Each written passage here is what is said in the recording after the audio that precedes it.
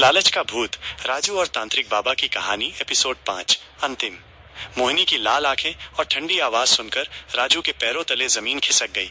उसे याद आया तांत्रिक बाबा की चेतावनी, ये जितनी धन संपत्ति तुम्हें देगी उतना ही तुमसे वसूल भी करेगी।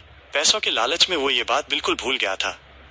मैं भूल गया था मोहिनी, राजू ने कांपते हुए कहा। मैं अभी इंतजाम करता हूँ। मोहिनी की मुस्कान और गहरी हो गई। अब इंतजाम से काम नहीं चलेगा राजू, तुमने अपनी शर्त तोड़ी है। हर पूर्णिमा को मुझे ताजा खून चाहिए होता है और आज पूर्णिमा थी। उसकी आवाज में एक अजीब सी खामोशी थी जो राजू को अंदर तक डरा रही थी।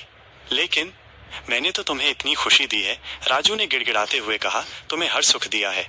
तुमने मुझे दिया कुछ नहीं राजू, मोहिनी ने ठंडी हंसी के साथ कहा। तुमने जो कुछ भी पाया है वो मेरी कृपा से है और मेरी कृपा का मूल्य होता है। अब मुझे वो चाहिए जो मेरा है। राजू के मन में एक भयानक आशंका हुई। उसने डरते हुए पूछा, क्या क्या चाहिए तुम्हें? मोहिनी उसके करीब आई। उसकी आंखें और भी ज्यादा चमकने लगी थीं। मुझे वो चाहिए जो सबसे कीमती है, तुम्हारा जीवन। राजू चिल्लाया। नहीं, ऐसा नहीं हो सकता। वो भागने की कोशिश करने लगा, लेकिन मोहिनी ने एक झटके में उसे अपनी पकड़ में ले लिया। उसकी ताकत अकल्पनीय थी। राजू को लगा जैसे वो किसी अदृश्य शक्ति के चंगुल में फंस गया हो। मोहिनी ने अपने नुकीले नाखून निकाले जो अब पहले से भी ज्यादा लंबे और तीखे लग रहे थे। राजू ने अपने जीवन की अंतिम सांस ली जब मोहिनी ने अपनी शर्त पूरी की। अगले दिन सुबह जब लोग राजू के आलीशान घर के सामने से गुजरे तो उन्हें एक अजीब सी खामोशी महसूस हुई। घर का दरवाजा खुला था और अंदर सब कुछ बिखरा पड़ा था।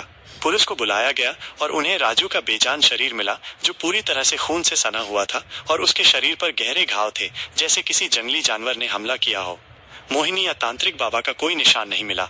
राजू की सारी दौलत जो उसने इतनी जल्दी कमाई थी वहीं पड़ी रह गई, जिसका कोई उपयोग करने वाला नहीं था।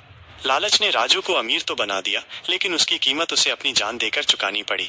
श्मशान के उस भयानक रहस्य में जहां राजू ने धन का सपना देखा था, वहीं उसकी कहानी का अंत हुआ। क्या आप जानना चाहेंगे कि